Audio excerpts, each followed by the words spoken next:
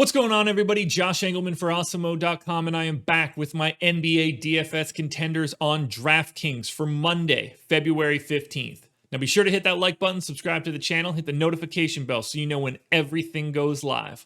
Follow me on Twitter at Josh Engleman so you can get updates to these sim results as we get closer to lock. And finally, let me know in the comments section who are your favorite options on DK for tonight's slate.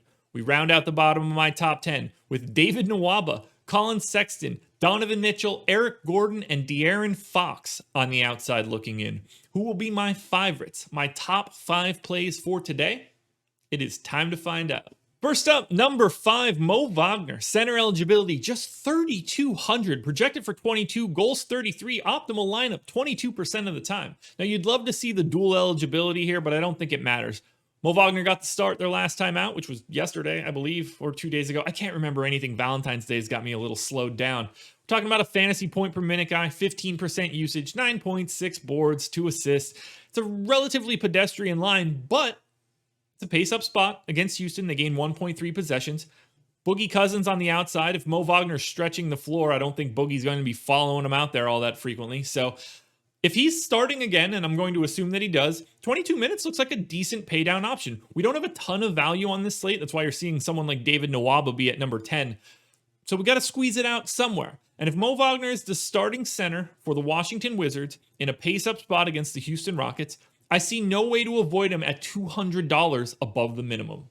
Number 4, I'm going to Darius Garland. Point guard eligibility, 5,500, projected for 31, goals 41. He's in the optimal lineup 22% of the time. We're talking 34 minutes at a 1.92 fantasy point per minute rate, 23% usage, 17 points, almost 6 assists, almost 3 boards, a steal.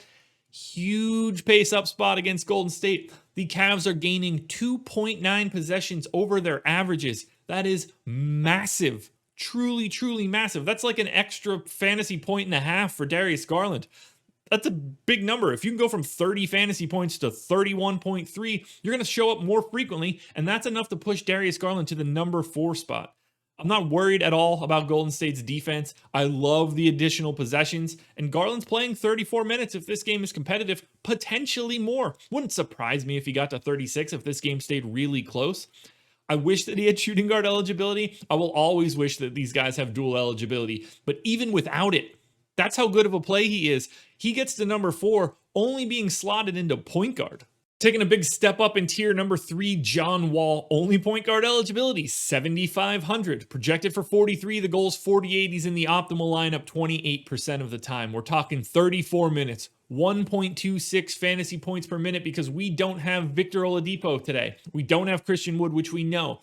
We're talking 32% usage, 24 points, 7 boards, 7 assists rather, 4 boards, steal and a half, almost a block shot. And the best part of all of it, 1, narrative factor, which doesn't affect anything that I'm doing, but I'm saying it anyway. They gain 3.2 possessions over their average. This is the biggest pace-up spot on the slate. It's about as big of a pace-up spot as you're going to see. And Washington's defense stinks. I mean, it's like stinks. Like they're really not good. Mo Wagner being the starting center, not going to help matters either. This team is just going to be set up to outscore everybody, which plays right into John Wall's hands. This is a fantastic spot and a fantastic price. No brainer. You're going to need a lot of John Wall today. I even like the guy that he's going against, but we'll get to him next. Not next, but like next. First, it's Bradley Beal at the top, guys. Well, first I have to touch on another guy from Washington. Small forward, power forward eligibility. There it is, the dual eligibility. Deni Avdija, just 4K, projected for 25, goals 36. He's in the optimal lineup 30% of the time.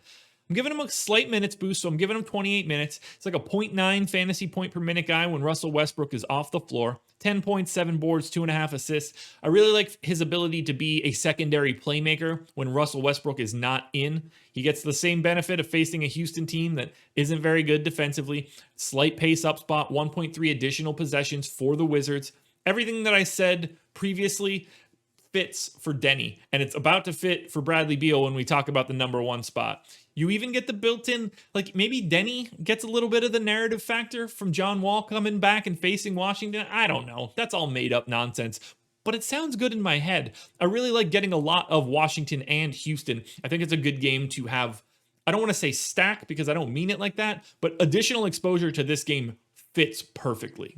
Now, before we get to the number one, which I've spoiled on multiple pieces so far, go ahead and hit that like button one last time. Subscribe to the channel, hit the notification bell, follow me on Twitter at Josh Engleman. You don't want to miss the updates to my sim results. And check out The Process, my new show, 6:30 a.m. Eastern Time, Monday through Friday. That's me going through each team that plays, projecting minutes, changing usage, changing assist rates, rebounding rates. We're projecting it all. It's the blueprint for the rest of the day. It's called The Process. And again, it's Monday through Friday. You cannot beat it. It's a great show, guys. You should watch it. And I'm not just saying that because I am the only person on it. I would say that anyway, but you know, I'm the only person on it. It's a great show.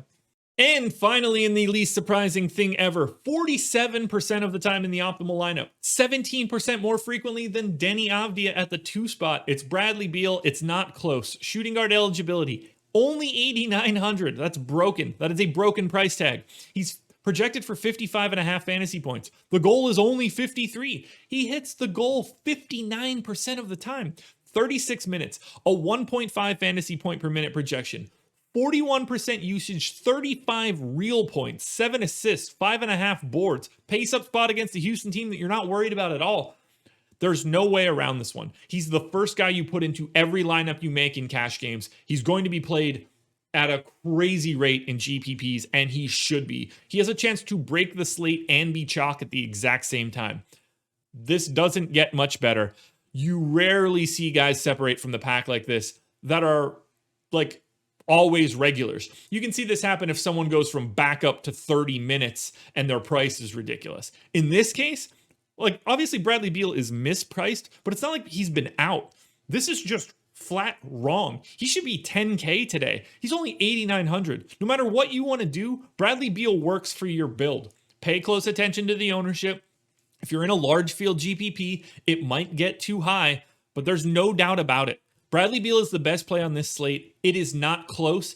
I feel bad even ranking someone second because the gap is so high. Alrighty, folks, that will do it. Those are my NBA DFS contenders on Draftkings for Monday, February 15th. I will be on live before lock tonight, 6 p.m. Eastern Time, so tune in there. And then tune in tomorrow for another edition of the Contenders and for the Process Show at 6:30. It's all coming back again tomorrow. Good luck tonight, guys. I'll talk to you again tomorrow morning.